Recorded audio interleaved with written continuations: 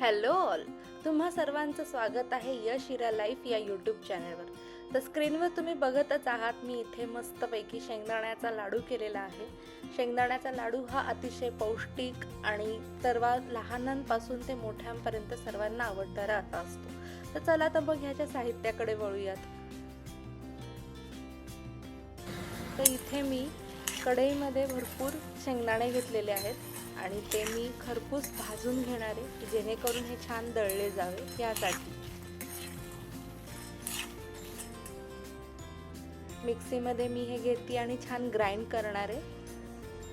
हे बारीक दळलेत मी, बारीक यासाठी की हे माझ्या लहान बाळाला सुद्धा खाता यावे म्हणून.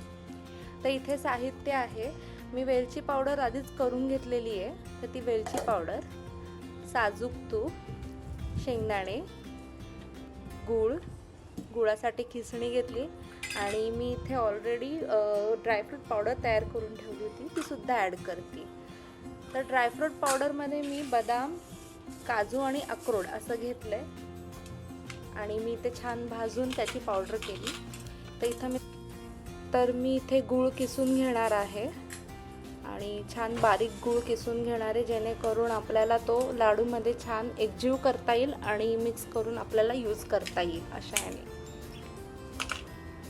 आधी थोडेसे मी त्याचे तुकडे करून घेते. इथे बघू शकता मी छान किसून घेते की जेणेकरून छान तो बारीक होईल अशा याने.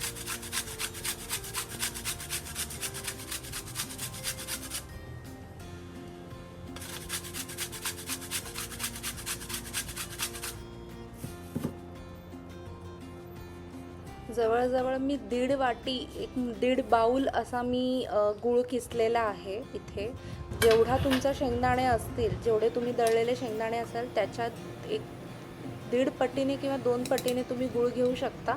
तर इथे आता मी वाटलेली वेलची इथे मिक्स करते आहे.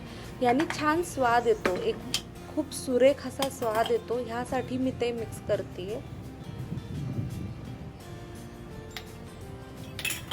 मग ह्यामध्ये जे ड्रायफ्रूट पावडर होती ती मी इथे यूज करते.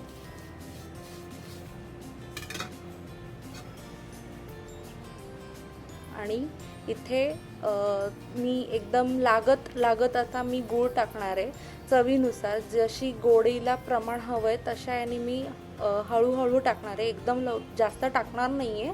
जसा लागेल तसा मी टाकत जाणार आहे आणि मग हे एकजीव करून घेते.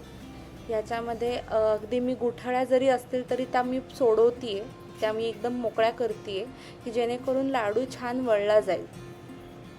बघू शकता, आधी हे खूप छान मिक्स करते, एकजीव करते.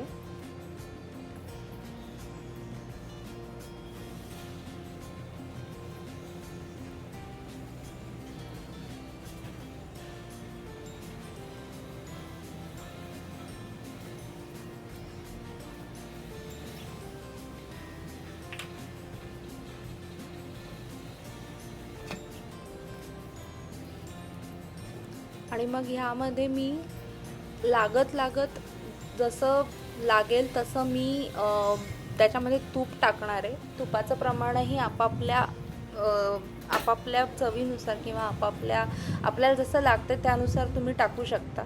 इथे मला लाडू वळता यावा म्हणून मी तूप माझ्या अंदाजाने टाकत गेले.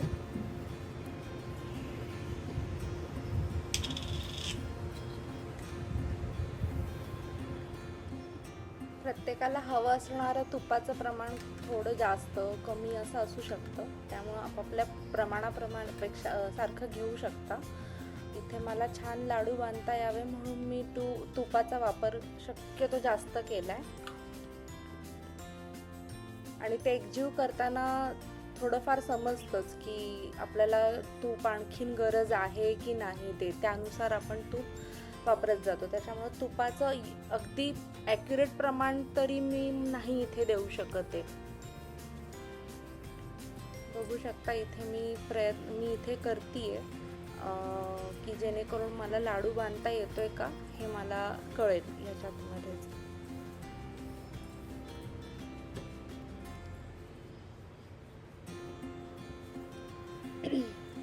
जसं लागेल तसं तूप ॲड करत जाणार आहे.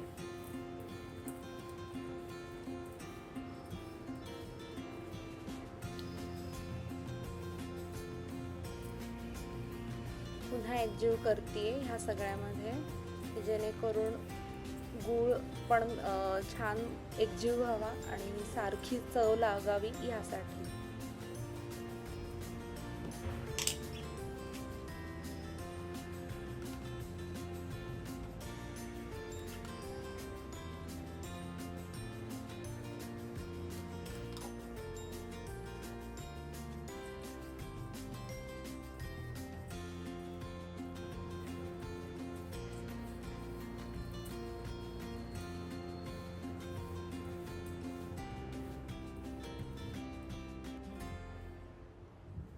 आता इथं परफेक्टली झालेलं आहे. मी लाडू बांधायला घेते, लाडू वळायला घेते.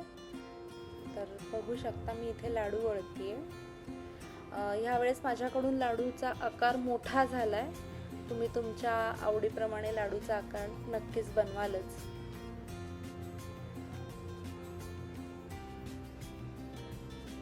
आणि लाडूही खूप छान वळला जातोय. एकदम परफेक्ट असं हे माझं मिश्रण तयार झालंय. ॲक्च्युली मी आधी लाडू करताना खूप चुकले होते. ही रेसिपी माझ्या आजीची आहे, त्यामुळं मी इथे ही आजी स्पेशल रेसिपी नक्कीच म्हणू शकते.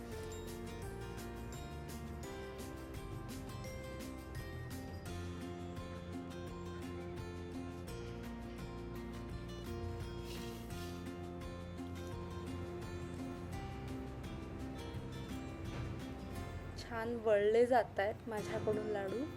छान पैकी मी बनवू शकते.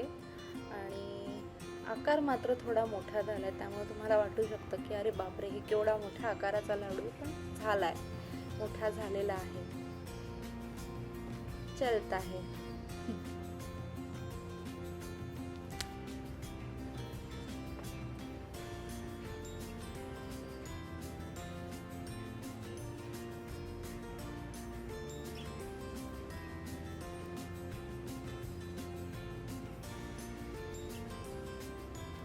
बाळाला देताना मात्र मी यातले अर्धेच लाडू दिले, कारण एवढा पूर्ण लाडू देणं शक्यच नाही. आणि इथे एक एक करून सगळ्यांचे लाडू तयार करून घेतले मी. आणि खायला सुद्धा खूप टेस्टी अप्रतिम झाले होते.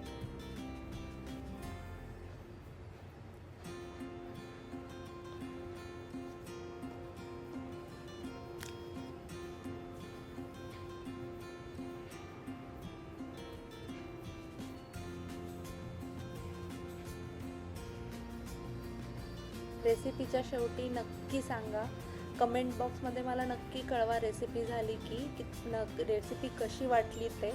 आणि तुमचे काही सजेशन असतील तर तेही मला नक्की सांगत चला. आता करून मी एक एक करून लाडू इथे तयार करून घेतलेत.